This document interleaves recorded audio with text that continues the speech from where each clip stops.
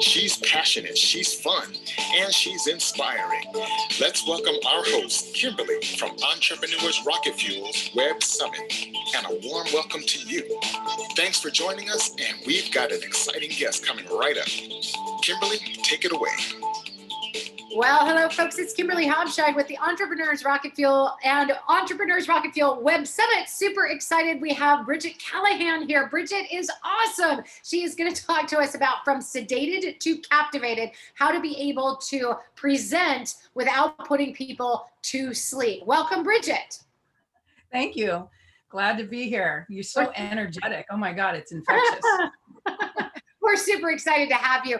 If you guys are still awake and alive and having fun with us, put a note in the chat box like, I'm still here, I'm in it, I'm with you. And, just, she's not wrong. Hashtag she's not wrong would be awesome. We'd love to have you guys here with us and interactive. Share with us who you are and where you're from and what you're up to these days. Would love to hear from you and make it as interactive and fun for all of us in the process.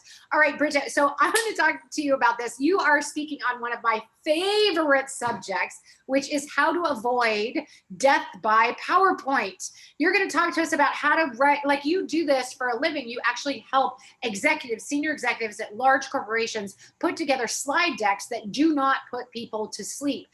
So if you guys have ever experienced death by PowerPoint, I want you to put a note in the chat like, I hate death by PowerPoint, or yes, I know exactly what you're talking about, or yes, I can't read all those words on the dang screen. Totally get that. You'll notice that at our event, we don't allow people to do PowerPoint because it can be really, really boring if done by amateurs. So Brigette is here to talk to us about how to do it and do it right. Super glad to have you here, Brigette. Thank you. Thank you. So before we get started, because there's so much to talk about on this, but before we get started, I want to know, like, how did you become an expert on this? And how did you get a job reviewing PowerPoints for people in this high-level executive arena? Well, it's amazing. I was looking back, like working with Elizabeth and looking at my stories and stuff. My second job out of college, I went to college as a fine artist, majoring in printmaking. Never knew what I was going to do for a living afterwards, but I knew I was going to make money as an artist because I was on a mission. And I got a job right out of college helping an art director create catalogs and stuff for a wheel manufacturer, male dominated, sexy women around wheels, early on in life. And it was just like, this is really weird. Two women in the art department doing this.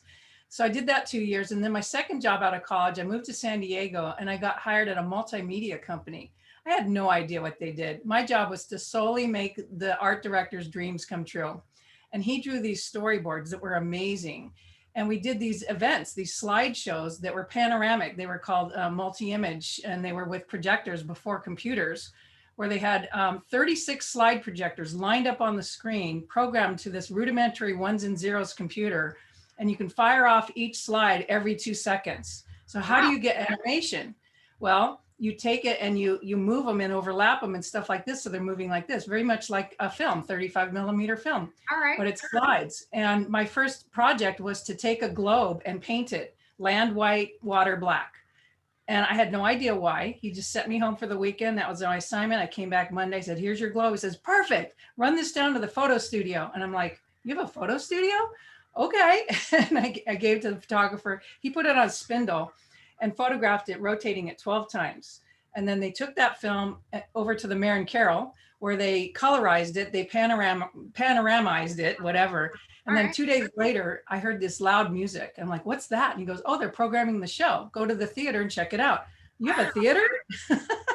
So I go in there, it's dark. They've got this nice big screen. I see this guy behind a computer and he's programming it. And he's kind of yelling out loud because of the music and stuff. I says, what's this? And so he starts the show over and the music wells up and it's dark. And all of a sudden it fades in and you see this globe rotating slowly and it's bright blue and green. I'm like, oh my God, that's my work. I couldn't believe that I could have a hand in something that's so amazing.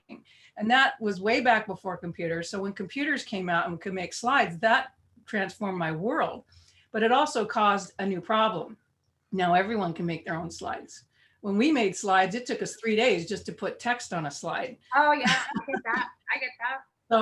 So working live events. So I would be there behind the screen running their PowerPoint shows, making sure their slides go to screen at the right time. They click that little button and I advance the slide to the next slide. So I was always there partnering with that speaker to make sure their slides are on time, they make sense, and they don't look like an idiot. If they keep clicking or whatever, we don't do that. We just say, okay, where does he want to go next? Let him take a deep breath. You know, I say, I need to be on that slide that says this or something. And I would just immediately jump to it where we're not having to go forward, back. And so doing that for years and years, you see a lot of bad slides. And it's amazing because I've seen some great shows too. But after 30 years of gaining this experience doing live events at least 8 times a year, you realize, oh my God, they're spending millions of dollars for these events, flying their salespeople out for these annual events. And they put a lot of thought to what are they going to have for lunch? You know, what are the banners out in the hall? But they don't put any thought to the slides. Oh my God, Right? wait, that's so true. Okay, I'm gonna hashtag she's not wrong because that is so true. That absolutely does resonate with me. Like I have been to events where like that the chicken tetrazzini or whatever was fantastic and the slides sucked. You are not wrong. That is so true. And this is like the content. Why are they crushing the content with boring slides? Oh my gosh, I'm so glad you're here in the world fixing all of this for us. Okay, keep going. I'm sorry. Very passionate subject of mine. I saw, you know, about 4 or 5 years ago, I have my own graphic design company. I've been doing graphics all my life. I've had my own business for 21 years, but in the last 4 years, I've been really emphasizing doing slides for people because when they hire me, I'm not really doing their slides. I'm just helping them on site. I never get hired to do the slides ahead of time. And because they hire me, I can't reach out to those companies. So there's contracts and all this kind of stuff. So I never thought I can go out and ask people and help them with their slides. And I'm like, well, why don't I let people know I do this? All right. That's a good idea. I created my website and title, which is Presentation Design Expert. It's what I do. And I've worked with, you know, CEOs and CFOs and working with their stories and bringing them to life. It's so amazing. I have so many like testimonials and shares I could give you of like before and afters. I mean, you could tell I really love this. It's so passionate for me. And I can talk for days on this subject, like how does the brain work when you look at slides? You know, what makes a boring presentation? You know, how can I make my slides better in a short amount of time? And I'll give these slide reviews, right? And they'll come on with no intention of ever working for me. You know, they just want a slide review. And I offer that because I want them to know what's possible. And some cases they do sign up and say, you know what, just do it for me. And I love doing that. I love the done for you solution. I'll do the done with you solution, but I don't mind empowering someone because my mission is to make a difference for 1 million audience members through working with 1,000 speakers. Oh, you are like my savior. I'm so glad you're doing that because there's so much pain in being in the audience and being like, really, this is the slide, really? You don't want to sit next to me in an audience because I'm going to critique all day. Are you really talkative or are you like, they never should have done that? Absolutely. No, what I do is just like, I go, why are they doing that? Do you know why that's a bad slide? Let me explain. I could definitely not sit back with you because we would distract each other from the rest of the content. And when I was in corporate, one of the things I absolutely hated was when there's a lot of text on the screen and then the people just read the slide, right? Like those are 2 back-to-back really horrible things to happen, right? First of all, I really don't believe there should be a lot of text on any screen.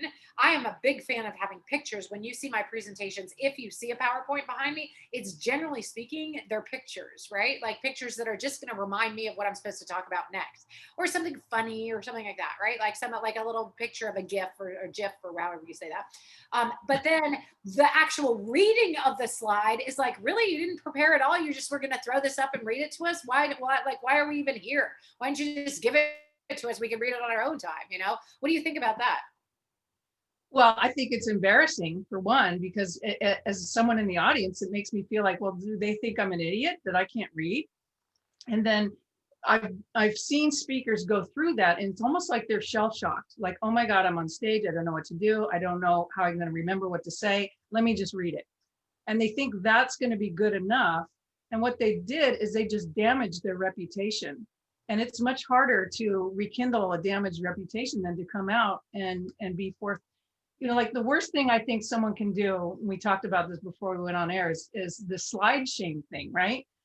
They get up there, they put their slides up, and the first thing out of the mouth is, please excuse my slides. I was up till midnight editing. How many times have we heard that? All right, if you've heard that, I've heard that in the chat box, because I know for a fact that if you've ever worked at corporate, that definitely got said in one of your meetings. That definitely got said. Like, I have heard that slide shame, it's a thing. Like, slide shame is real. Like, they stand up there and they're like, "Oh man, I'm really sorry. We just whipped them together at the last minute." Like, why? And then why are we talking about it, right? Like, both of those things. It's like, how can you get away with that? It's like saying, I just want you to know I don't care about you. I didn't spend much time on this, and I'm going to waste about 45 minutes of your time right now. I mean, that would be authentic, right? Yeah. Yeah, that's awesome and true. Okay, so people are really resonating with that. All right, so like, I know that you do slides. Here at Entrepreneurs Rocket Fuel, I do not actually allow them. This is a no PowerPoint zone. We don't allow you. I'm good with that. I'm great with that. I agree. And I know why you do it. I can't agree, because you do slides. You gotta give me some feedback on, like, no. There are some times where you have to have slides and sometimes where it might be okay not to have slides. Is that true? So, okay, so I got some speakers that I have to have slides. They won't let me speak on their stage unless I send them slides, but I don't use slides. But I have to send them slides. And I said, okay, well, all you need to do is just send them a title slide. Just one slide with your name on it, maybe your picture, that's it. Why? And I said, well, because I've worked backstage and I know when we're queuing up 10 speakers for the day, we need to have the slides, we call it, in the gate. And when I'm on headsets and I'm talking to the producer, I say, okay, so-and-so slides are in the gate. We're ready to go. And they know that, okay, let's start the show. And if I don't have a slide to put in that place, then they're asking me to create a title slide or something to put up there. Otherwise, it's a black screen. Okay. Or we put up a generic logo and it doesn't make them look very good. So these companies that aren't so buttoned up, so to speak, as far as having the skilled people working backstage, they'll say, you have to send us a slide. You just have to send us a slide. And I tell them, just put your name on a slide. And they go, and that's good enough. I said, well, it'd be better if it was well designed, but if you have to give them a slide and you don't want to spend time on it, just put your name on a slide. All right, just to check that box so that they have something on the big screens behind you. So that's totally right. There. That makes a lot of sense. But if you don't need slides as a crutch, that's fine. But maybe, like, what are the people that are sort of in the middle? Like, they're like, oh, I don't need a slide, I'm good to go. And then they're wandering all over the place. Is that a bad thing too? I mean, that must be. There's several tricks around that. So for me, I'm a visual learner. Okay. And 65% of all humans are visual learners. She's not wrong. Yes. Hashtag she's not wrong. Not everybody, but most people. Yeah. Yeah, totally. So how do you explain it to them? It's like, do you want to watch TV with the sound on only? Would you watch TV with no visuals? Would you go to the movies and close your eyes? Yeah. That's what it's like, okay? And I like to create the Hollywood effect when I create slides. And what I mean by that, I talk about, the worst thing you could do on a slide is put it on a white background. And people go, what? And I say, look, you put a slide on white, but you put text on a white background, it's like you're shining a flashlight in their eyes. I don't understand. I said, well, I go through this whole thing of explaining, our eyes go to the light. When we look at projected light, which is what computers are, or projectors, or whatever, it's projecting light into our eyes. We like to look for the light. And so a dark background with white text is so much easier on our eyes. Watch movies. Go to movies, watch TV. How much white backgrounds do you see? Now, there are white backgrounds and I use them sometimes. It wakes people up, but if you do it all the time, you'll put them to sleep within 10 minutes. You will, because their brain. Now I have slide shame because I feel like I have a white background behind me. No, I do. I have slide shame. Well, you look good on the white background, but I'm just saying, it's like you go to the theater, you got your popcorn, you saw all the trailers, you're ready to see the movie, and it starts. And you're like, hey, can you turn the lights off? The movie started. Yeah, that's a good point. Yeah. Kind of thing. So you'll never see slides again because of this fact. You're going to look at slides and you're going to notice something that happens. And this is what I show in my before and after. Look at the difference from this slide to this slide. And they see it. It's like, oh, yeah, I see it now. It's all about the brain. And, so we have the attention span that's less than a goldfish. A goldfish is attention span is 8 seconds. A human is 7 seconds. So, oh my God, you better catch their attention and engage them. And how are you going to do that? And so when I work with a client, I'm mainly using visuals and maybe one or two words or something. And if I look at the slides in slide sorter view and I can't tell what they're talking about, that to me is a perfect slideshow. And people go, why is that? Because I need you to be on stage to talk about it. Very good point.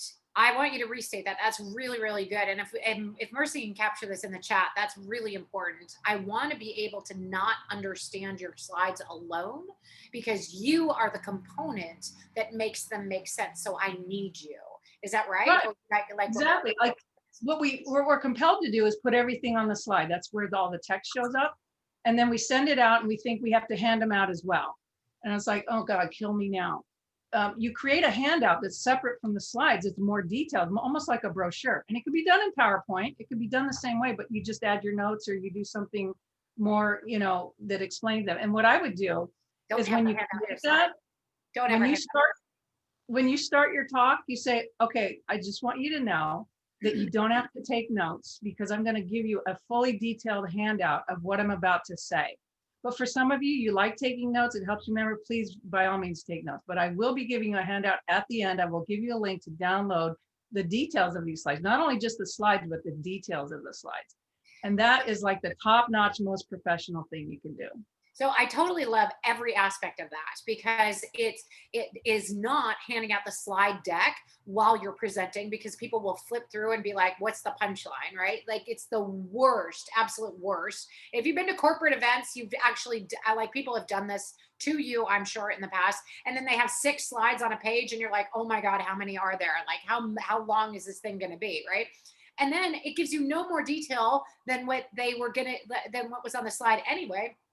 And the first time I actually switched off of having I went directly from like text to like minimal text because I didn't believe in writing out the whole thing. But then I went straight to like only pictures, I'm not even going to and nobody asked me for my slide deck after that. And I was like, fantastic. Now you have to pay attention to me. But Bridget brings up a really good point. I could have given them much better value if after the event, I was like, actually, you can download a workbook that goes over everything that I have by clicking on this link or whatever. And that would do some engagement and it would get them on my list and it would give them additional value above and beyond just the pictures on the slide. So I love what you're saying. What you're bringing is magic. I know. And the simplest way to do that is to take the notes that you're going to say to that slide and put it in the notes section. And then when you print it out, you can print one slide with your notes in a PDF that you hand out. So the work is done. You did all that work, the research and everything and what you want to say to this slide and stuff like that. But there's other visuals too that make sense. Like I am addicted to morning TV, you know, like the Good Morning America or the Today Show. I love their graphics. I love how they show animations and how they show reveals and how they show that graphic information. I mean, I dream to have one day I've done that, but I didn't get there. But still, I look at that and I get inspiration from it. And so when I create slides, like I did a slideshow for the VP of PayPal, and he didn't want to talk to me, but he hired me to do a slide. So I need to talk to you before I can design it because I need to know what you need. And one of his complaints was he had an agency do a slide last year. And I said, well, why are you not using them again? He said, oh, they look like slides I could have designed. And so I can guarantee you what I'm going to give you, you would have not been able to design. And what I did, it was almost like video in a way, not a lot of animations, but just what he was saying. He was very clear on what he was saying. His script was pretty solid. Like we've seen some scripts where they're using a teleprompter and it's all timed. And it's timed to where he only needs to click once, but it has like 10 different movements that's timed to what he's saying over the next 20 seconds. And it's like a build of, you know, we're growing all over the US and now all over the world. We've got shops everywhere, blah, blah, blah. And how do you illustrate that visually with what he's saying? And then you wrap your brain, it's like, wow, they're all over the world. Wow, PayPal's really growing, you know, and it's stuff like that I love. You know, that to me is the challenge and the love and how can I create this differently? Well, I can definitely see how that wouldn't be something he could make himself. So I appreciate that. So how does you actually talked about the brain processing the information. How does the brain perceive slides?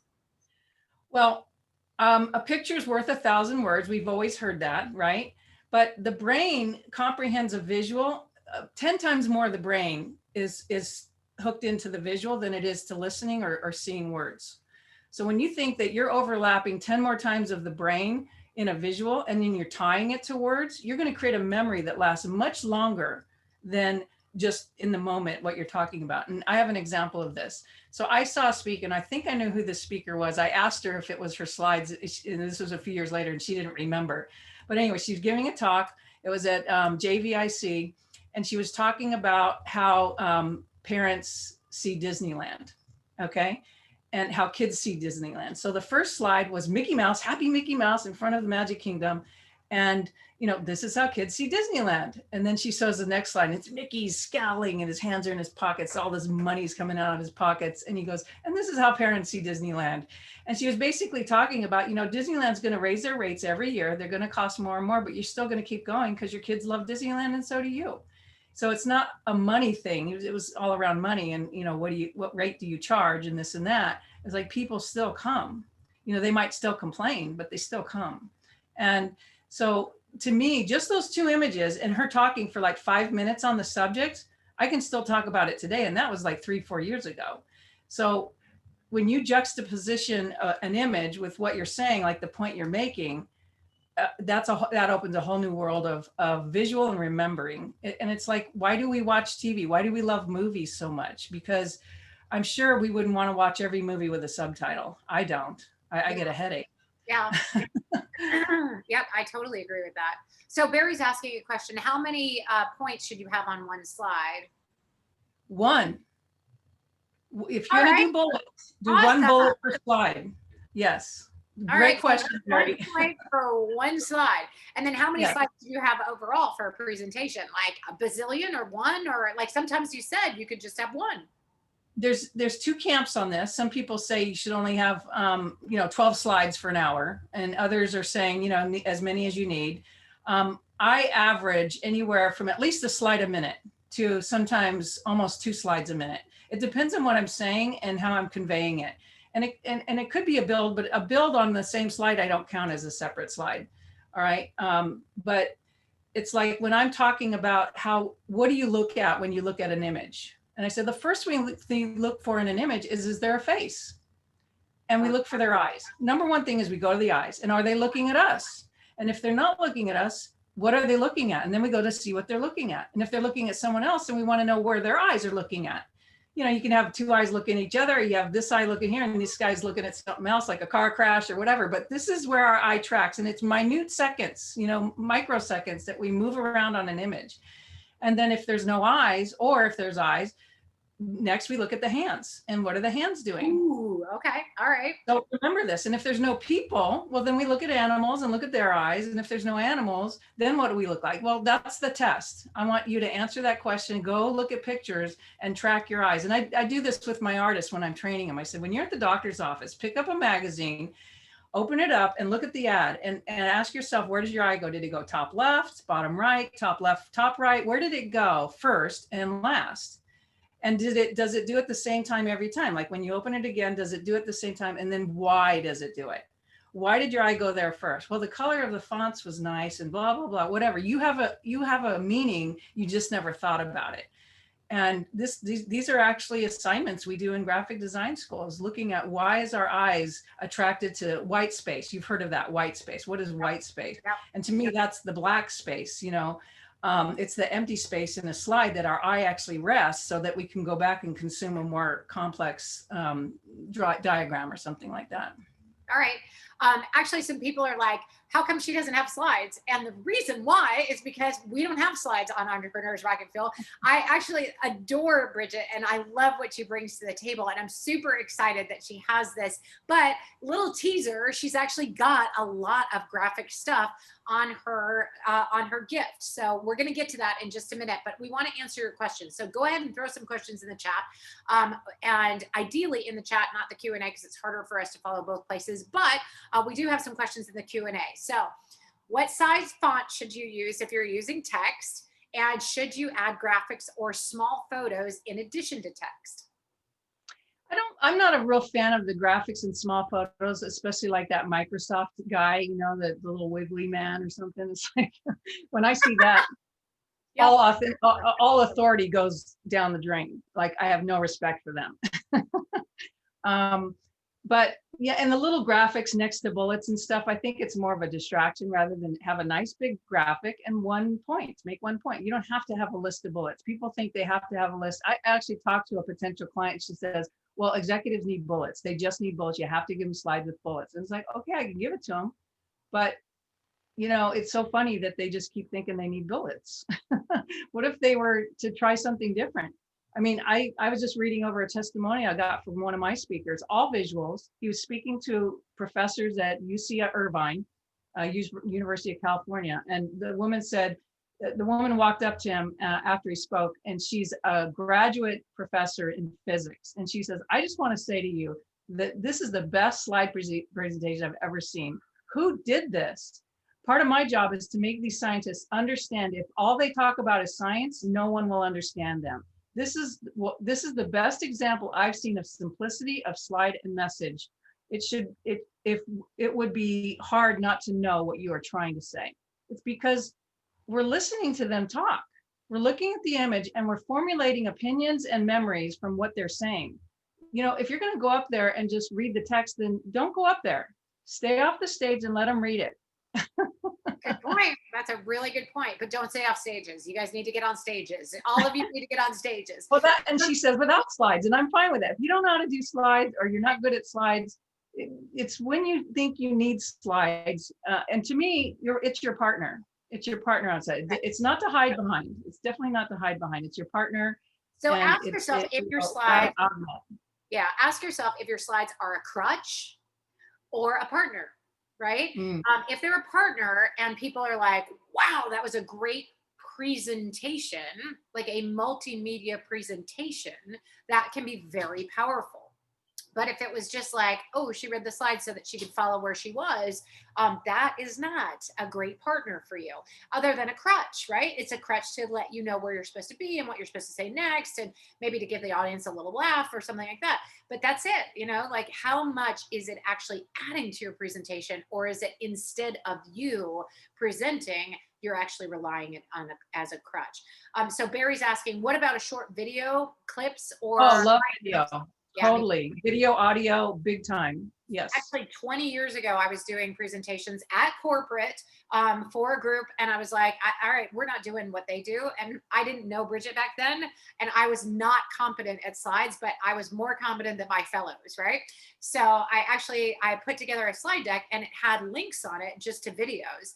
And they actually put me first because they were like, we want to have you show up everybody else who gives boring PowerPoint presentations. Oh. Like, did you look at the links? And they're like, no, but we just knew you were doing something different, and different is good.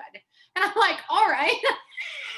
But it was because there were links and there was audio and visual, and people are like, thank God they're not going to bore us to death with the same freaking slides, right? So yeah, actually it worked really well for me. Yeah. What are some of the biggest mistakes speakers make when designing their own slides?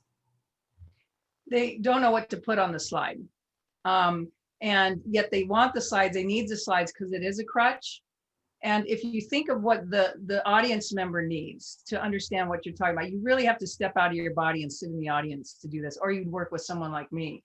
I mean, when I work with high-end speakers, we need the script first. Like Hollywood doesn't make a movie by just turning on the camera and putting actors in front of them. They need a script first. They need an outline and a script. So before you even start creating slides, get your outline and script together. Okay, what are you going to say? What's the intention? What's the outcome you want to create? If you're speaking to executives who are higher than you, your outcome is probably to elevate your authority and authenticity, and to gain respect and understanding of why you're presenting to them, whatever it is you're presenting. So you want to really know what that intention is, and then you start closing the gap on what the visuals and the slides are going to say with what you're saying. And I had one speaker, I was helping her with her 3-day event, and I designed her slides for her. And she had a confidence monitor in the bottom, and she would stop talking. People don't know what a confidence monitor is. Do you want to share that? Yeah, a confidence monitor is an actual monitor that sits downstage, just below the stage, but in front of the people's feet. You'll see them, a lot of times at large events, and it shows them what's on screen, so they don't have to turn around and see what's on screen. It's also could be a version of the slide with their notes, with some, bullet points or notes of what they remind them to say. But what she was doing was she would stop talking, she'd look at the slides, click, go to the next slide, and then start talking again. So there's this pregnant pause. And that night, that was the first day. That night, she called me to her room at about 9 o'clock wanting to make some slide changes because she was doing her offer the next day. And I said, the only way I'm coming to your room is if you give me chocolate. She's like, I have chocolate. So I go there and it takes me 10 minutes to fix her slides, no biggie. But then I said, can I say something? She said, sure. She says, when you're going to the next slide, you sit there and you pause for a second, and then you look at the slide and then you click the next slide. My suggestion is about 5 seconds before you're going to go to the next slide is click to the next slide. And you're still talking about the previous slide. And it's kind of like a transition. And our audience sees, oh, okay, we're coming up next. But, she's wrapping that up. And then we have this. And then you immediately talk to the next one. And it's a great transition. And it's that's high level. And she's like, I can do that? I said, yeah. Isn't that cheating? I was like, well, if it's cheating, then yeah, go ahead and cheat. She thought that you can't do that you need to stop first and then know what to say next. And I said, if she pressed ahead of time, then she'd know what to say next before she finished talking. And that to her was cheating. So I said, use cheat notes, man. Your slides can be your cheat notes for sure. I love it. Really, really good tips. All right. So when you go in and somebody already has a slide deck and you're like, okay, well, I've been hired to help you with your slide deck. How do you fix crappy slides to make them good slides? Well, we have to do this all the time live at events, right? So like the day before the event starts, we have 8 to 10 speakers coming and rehearsing, and they throw their decks at us. And we have to fix them up, like maybe not while they rehearse, but afterwards or whatever. And a lot of times they'll have a corporate deck with their logo and everything, but then they combine it with all these other slides they put together and nothing lines up. So we clean up their deck. We make sure everything is consistent. All the fonts are the same. Someone asked, what size font should I use? Body copy, like 24 point. It's pretty large. And then titles could be 36, maybe 48, even depending on how much text there is. It really depends on how far and how many people are in the audience too. Now with Zoom, we can go a little bit smaller because they're like nose close to the screen. But, I'm used to designing things where there's 200 people in the room and you're like 50 feet away. And I even asked the producer, I said, oh my God, what's this slide look like? Because I'm behind the stage. I don't see what they see. So I have to ask the producer who's in the back of the front of the room. And he goes, oh, it's an eye chart. Oh, yeah. I can't read a thing. And then they point their little laser pointer circling this little thing. And I'm like, what are you doing? You can't see that at all. All right. So lots of comments in the chat. Leslie says, good signs in brain functioning. I am hooked. Christian says, interesting, no bullets. Wow. Can you send them the bullet points afterwards, or is that not recommended? Christian, you might have joined late, but actually, Bridget, go ahead and repeat that because that was gold about the workbook. Well, yeah, you can hand them out a detailed workbook of like your notes with your slides and let them know ahead of time that you're sending it out so they can relax and not feel like they have to take notes. And when they can just listen and see what you're saying and marry to the images, they're going to take away a lot more in their memory and what's important to them than if they're trying to capture everything you're saying and thinking, is this important? So that's what I would recommend. As far as bullets go, I tell people don't use bullets because bullets kill. Bullets kill. That's so true. I'm totally using that. I'm going to steal that. I might quote you, and that's awesome. I totally love it. That's totally fantastic. It's so true. Death by PowerPoint is because of the bullets, and the bullets kill. That's exactly what's happening. I love it. Actually, in my freebie that I'm offering, I show you how to design a slide that has bullets that doesn't look like bullets. I love it. Okay.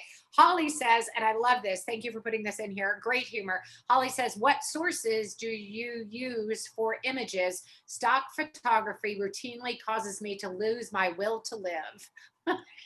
And that's a big problem because it takes a muscle to look for images. And we do this all the time. We're in stock houses all the time. We have our favorites. I have one artist who like shines at it. It's like when we need to find an image, it's going to him. But I love to look for it too. And when you look at so many images, this is a unique image. Not many people have seen this. Let's use this one. It really talks to what they're saying. And I talk more about that in my training as well and in my webinars, like what makes a good image, finding a good image. But, some of my favorite stock houses are Adobe stock, Shutterstock, I stay away from Getty because they're super expensive. Yeah. And I find some What really about, good images with what about Pixabay. Unsplash or Upsplash? I think it's Yeah. Unsplash. Oh, I freaking love them. They have great photographers on there who are trying to be Oh discovered. yeah, They are Pexel, Pixabay, all of awesome. those free sites, they have some really great stuff. Yeah, yeah, really, really good stuff. Wolf is defending visual learning types that benefit from reading the text. How can we compensate for people who are visual learners who want the text on the screen? And that's true. I mean, I'm a very big video girl. I'm a very big speaker, and I rarely hand out stuff. In fact, like we just had this discussion with somebody else. There are people who learn from websites and reading a lot of stuff, and people who learn from video and being told a lot of stuff. And I actually lean toward this side, and I'm really crappy on this side. Thank God Mercy cleans up my messes over here. But I don't do a lot of text. How do you balance that well for the right, proper learners? Well, I do a lot of corporate work and they have to have the text on the slides. And so we have ways of putting it on there that make it more tasteful. Like one of these was like they had 3 bullets, they wanted them all together, and it filled the screen with text, but it was big enough. And I said, we don't need to say the full sentence. Let's just highlight the areas that are important in each bullet. And so we maybe highlighted 20% of all the words. So we ghosted back the words itself so they weren't so bright. And then we brightened up like a highlight of the words we wanted them to read. And that was like a creative way of having a lot of text, but making it easier for them to consume it. Because those who really want to read it, they can read it all. But I'm working with a psychologist, a neuropsychologist now, and he's speaking on I can't even think of the name, cultural humility, the difference in different cultures. Okay. And how we don't get along. I mean, it's a big topic now, but he can't get away from using all the text. So when I shared with him what's possible, over 2 weeks later, he comes to me, he's like, I just want images. Can you help me find images?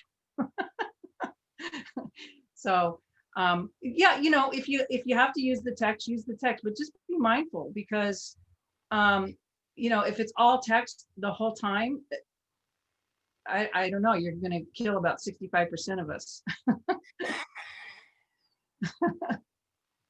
Bullets kill. Remember that. That's a great quote. In fact, Mercy, you got to put this on her thing. Like that is a quote from Brigette. I totally love it. All right, Brigette, you have a gift for us, and thank God you do, because this is going to save the world in a big way. So Bridgette's gift is Rise Above the Rest: my 5 top secrets to create compelling slides that engage. So do you guys want this? I want like some notes in that. Like, give it to me. I need it. Share with us that you totally need this gift, because we all really do. Anybody who's using slides needs to up their game to take it to the next level and be a little bit more professional and do stuff that's above the rest.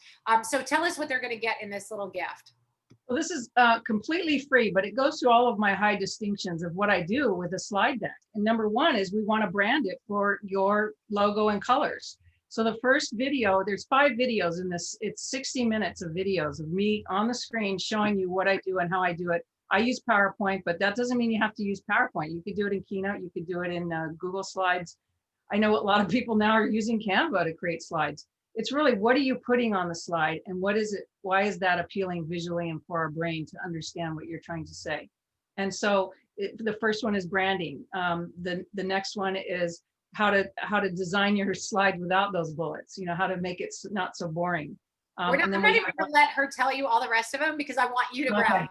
Because all of you need it, and I do too. All right, so somebody click on the link, let me know in the chat box if that is working. And while they're doing that, we're going to talk about how you can actually get this. Oh, she says, okay, so Deborah says it wants me to log in, and then Wolf says it works. So is there a login that they need to do? Or you know what? I gave you the wrong link. Dang it. Okay. I remembered that. That was late last night. Okay, no problem. So I don't know what the correct link is right now. No problem. So we're just going to have you email support@erfsummit.com and put Bridgette's gift, and she spells her name differently than my daughter does. So my daughter spells it different, but I love the name Brigette. It's a fantastic, good Irish name, Brigette Callahan. There's nothing more Irish than that. It's awesome. I'm Irish by nature. So Bridgette is BRIG, no D, ETTE. I want Bridget's gift. Or you could just put like the slideshow presentation or the 5 tips or whatever. That would be fantastic. Send a note to support@erfsummit.com. That's support@erfsummit.com. And we will connect you with Bridget and make sure you get her gift. But there's more, because this is totally awesome. Bridget is actually going to help you directly if you want to work with her directly. So Bridget, talk to us a little bit about your offer. Well, you guys are gonna love this. It's like, this is breathtakingly good. Now, keep in mind that this woman did slides for PayPal, that she's done slides for major organizations, for large corporate entities, for very big, important people. And I know that we are all very big, important people, but this offer is spectacular. So lay it on them. Okay, so it's an exclusive offer for a 60-minute slide review with me. Now, this is not any just the 60-minute, let's shoot the shit, excuse my French. It's, you're allowed to cuss. You're going through your slides and we're seeing what works and what doesn't work. And we're also going to dive deep on, what is the intention of your talk? Are you meeting that visually as well as what you're saying? And you're going to come away having a whole new realm of how I'm going to work with my slides, saying to yourself. And this is not a sales call. This is just a get down, get dirty, let's work on my slides. I normally charge $197 for this meeting, and I'm giving you this offer for $39. So the link that's tied to that does work.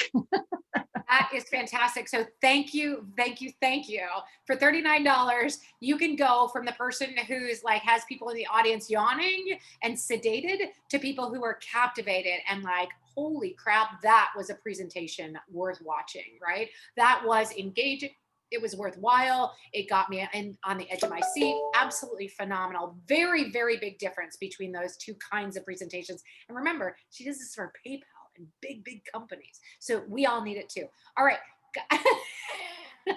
Kenya says, Kimberly, you guys find the best presenters. Thank you, Brigette. You're not wrong. I love it. I totally love when we get amazing, amazing speakers on here who are giving really from their heart, because this is definitely a need for entrepreneurs. And we don't have a bunch of, like, those presentations that Brigette was doing are thousands of dollars. She's doing presentations like slideshows for thousands of dollars for these big corporations. And she has the knowledge to help all of us. And so being able to get on with her for an hour for $39 is a steal. That's absolutely a steal. So definitely check it out. Please, like give her an opportunity to help you be better in the world with your slides, right? Is that a good way to say that? Yeah, just hurry because I'm only taking the first 10. So. Oh, no, okay. So if you want to secure a seat, go do it. You got to pay for your seat first, and then you'll get on my calendar, because otherwise I'll never make any money if I'm doing this all day. Oh my gosh. All right. And then you actually have something for our raffle people as well. Is that right? So yeah. There's a raffle. So there's a raffle, guys, and it's not actually run by us. It's run by Hey Summit, which is the platform we run on. And they go out to all of our speakers, and sometimes our speakers will volunteer to give cool things for the raffle. Now, in order to do the raffle, in order to get the prize from the raffle, which is not as cool as this $39 offer, you guys should definitely grab that before she runs out. But she has 10 of these available as well. So if you share the through Hey Summit, if you do the links to be able to share this with your friends and family on social media, you get entered each time. And then when you show up live for these talks, you get entered as well.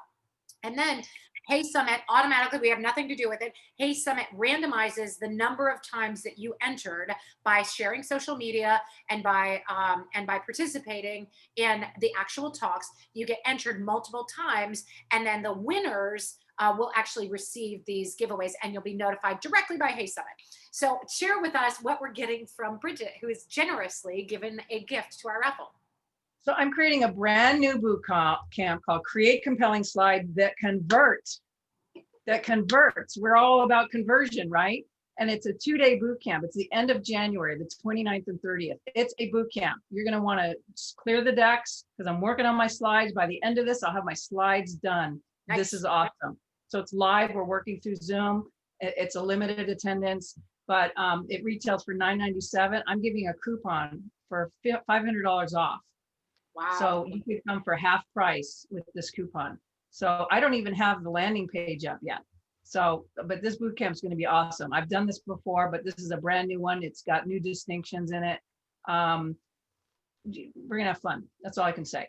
Awesome. All right. So share this on social media. Share it by going in through Hey Summit, and they have all the links. We actually don't know how to do it. I had Mercy look it up. This is what she learned about it. So it's in the chat. But go ahead and share on social media. And when you do that, Hey Summit enters you multiple times. And if you show up for the live event, it enters you multiple times as well. And then you can win from the raffle from Brigette and any of our other speakers who contributed to it. All right.